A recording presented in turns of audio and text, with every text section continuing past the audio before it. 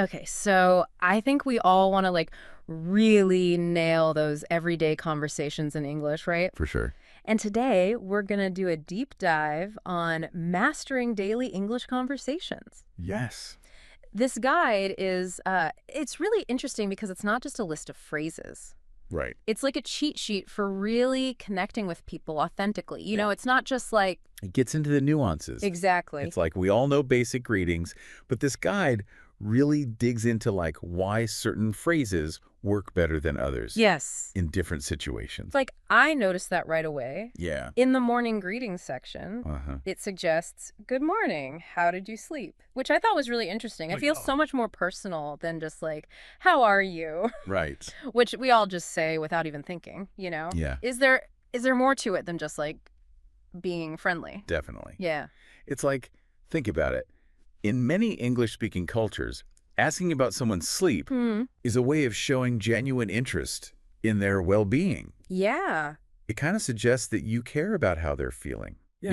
You are really interested in them as a person. Right. So you're acknowledging them as an individual Exactly. and not just going through the motions of a polite greeting. Exactly. I like that. That makes a lot of sense. Yes. So then it goes to the grocery store. Go. And it gets super specific about saying, "Excuse me," and "Thank you." Yeah. And I'm curious, is it really that big of a deal? It might seem small, Okay. but those words are powerful. Right. Even a quick, excuse me, while, reaching for something on the shelves, Mm-hmm.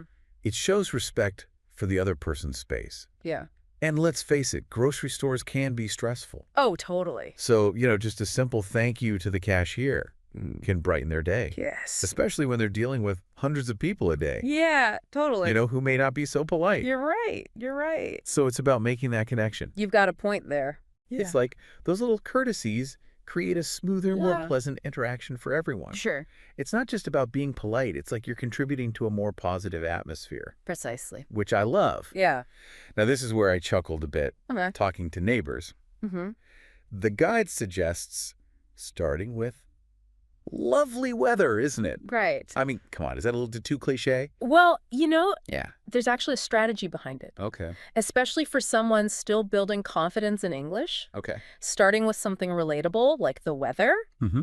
takes the pressure off. Makes sense. It's a safe topic that everyone can comment on, Yes. and it opens the door for further conversation. So it's not about being witty or impressive. It's just about getting those conversational gears turning. Exactly. I like them. Small steps Yeah. lead to bigger strides. I love that. And this ties into the next section, which is asking for directions. Yeah. And the guide even has a little map image. I saw that. That feeling of being totally lost. Feeling lost. Yeah. For sure. Well, it emphasizes the importance of clear communication when you really need help. Yes. But what are some key things to keep in mind when you're asking for directions in English? Right. Especially if you are feeling flustered. Clarity is paramount. Okay. When you're lost, the last thing you want is a long, rambling explanation. Yeah, totally. That you might not even understand. Right. Yeah. Guide encourages the use of simple, concise language. Okay. Excuse me, could you tell me how to get to... So it's about getting straight to the point Exactly. and using language that's easy to understand. Yes. Even if you are panicking a little inside. Right. Yeah, it's Yeah. like every word has to count. Exactly. Now, the coffee shop section, Okay. I have to admit, even I get overwhelmed by all the choices sometimes. Right. There's so many choices. I know. But you know what? The guide focuses on just the basics. Like hot or iced. Small, medium, or large. Okay. It might seem insignificant, Yeah. but mastering those fundamental coffee orders can be a real confidence booster. That's true. You walk in, you know what you want, Yeah. you order it. Yeah, you don't even have to look at the menu. Exactly. That's a good And point. suddenly you feel like a local, Yes. even if you're in a new city or country. Yes, you're not fumbling through a foreign menu. You're confidently ordering what you want. Right. I love that. There's a real sense of belonging that comes with that. Yes, and that's so important. Yeah. And finally, we get to evening chats. Okay. And I'll be honest, talking about my day in English used to trip me up. Really? Yeah. Interesting. I'd get stuck on finding the right words to describe even simple things. Yeah. You know? That's a common experience for language learners, I think. Yeah. But here's the thing. Okay. This guide isn't pushing you to be a master storyteller. Okay. It's about reflecting on your day, even in simple terms, Uh, like saying things like, I went to the park today and it was sunny, or, I had a delicious dinner. Right. Those are valuable steps.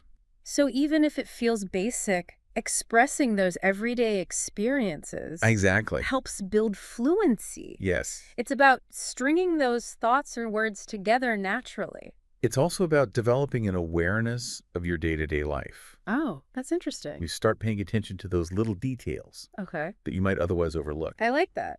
It becomes less about perfect grammar Yeah. and more about communicating your thoughts and feelings. Right. So it's more about like the essence of what you're trying to say. Exactly. Yeah. Just expressing yourself. It's like you're training yourself to think in English, Yes. to internalize the language, Yeah. and make it a part of your daily routine. Absolutely. And that's where the real growth happens, right? Exactly. We've seen how this guide breaks down all these different everyday scenarios. Yeah. But what really struck me was how it emphasizes the why behind the phrases. Yeah, for sure. It's not just about memorizing scripts, it's about understanding the cultural context Exactly. and the subtle ways we use language to connect with each other. It's about the human connection. Yes. It's not just about the words themselves. I'm curious to dig into that a bit more. Yeah.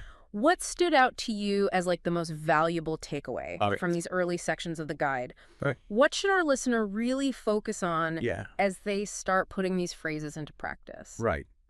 I think for me, it's the emphasis on being present Okay. and genuine in your Oh, interactions. okay. Like you mentioned the how did you sleep greeting. Uh-huh. It's not just a question. Right. It's an invitation to connect Okay. on a more personal level. Yeah. And that sets the tone Uh-huh. for the whole conversation. It's like you're showing the other person that you see them. Exactly. You hear them. Yes. Even in those brief encounters. Yeah. At the grocery store or on the street, Yeah. you're acknowledging their existence and creating a moment of shared humanity. Exactly. And that's where the active listening part comes in. Yeah, interesting. This guide subtly encourages you to not just speak English, Uh-huh. but to listen and respond Okay. in a way that shows you're engaged. I hadn't thought about it that way. Yeah. So it's not just about delivering your lines perfectly. Right. It's about being present in the conversation. Exactly. And responding authentically to what the other person is saying. Yeah. So it makes those interactions feel more real. And that brings us to a key takeaway for our listener. Okay. Don't be afraid to let your personality shine through. Oh, I like that. Even if you're still mastering the language, Yeah. a genuine smile, a warm tone of voice, Uh-huh. those things go a long way in making you feel and sound more confident. So even if you stumble over a word or two, Right. the important thing is to keep that positive energy flowing. Because Exciting. ultimately, connecting with people is about more than just perfect grammar.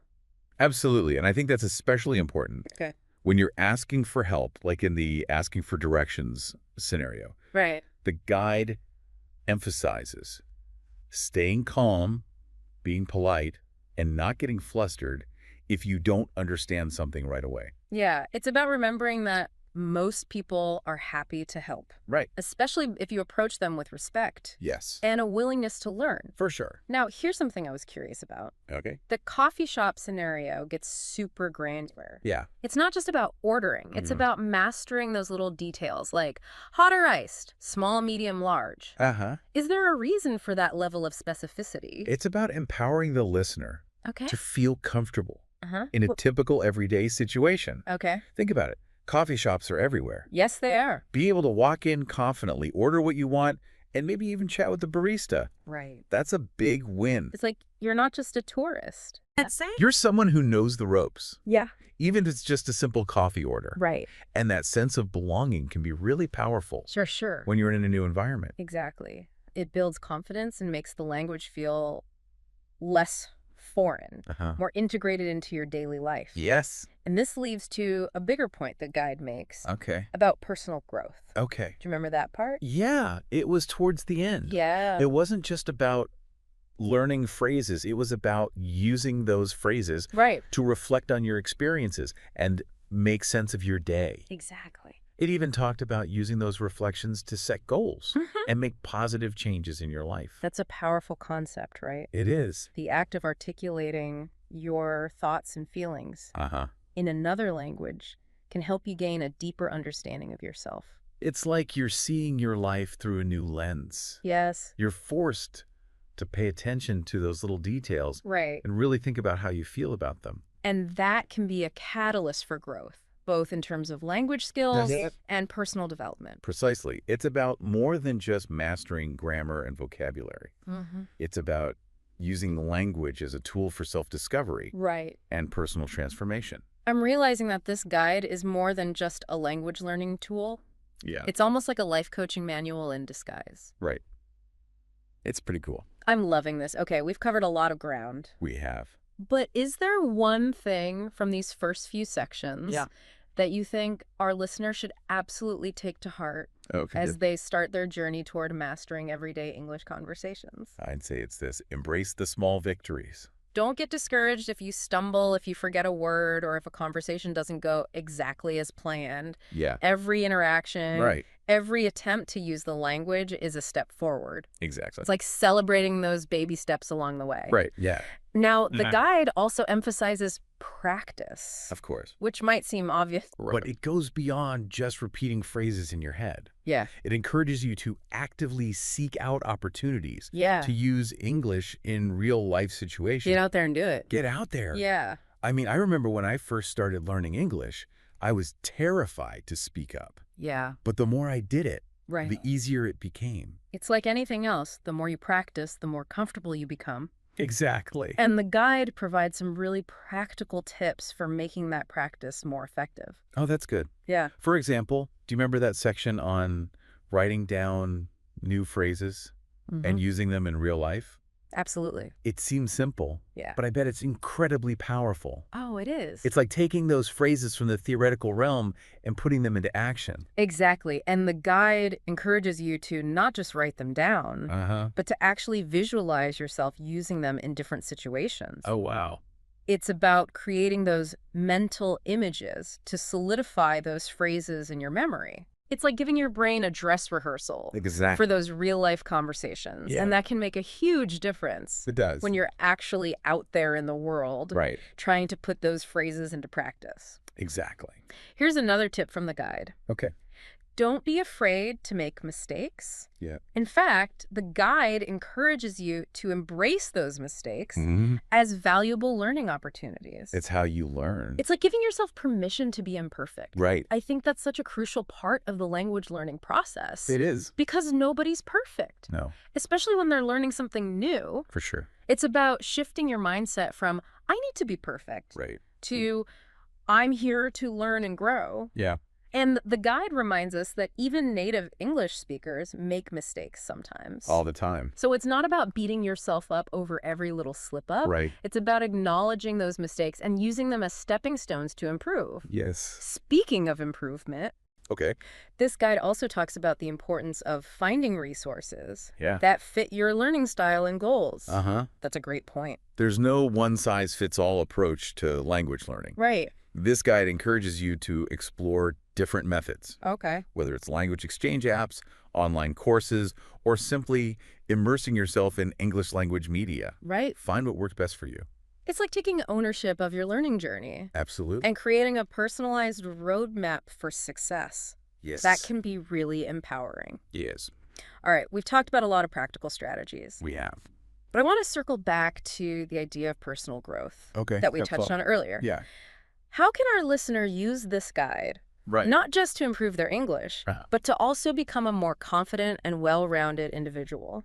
That's a wonderful question. Yeah. I think the key is to view language learning as a holistic endeavor. Okay.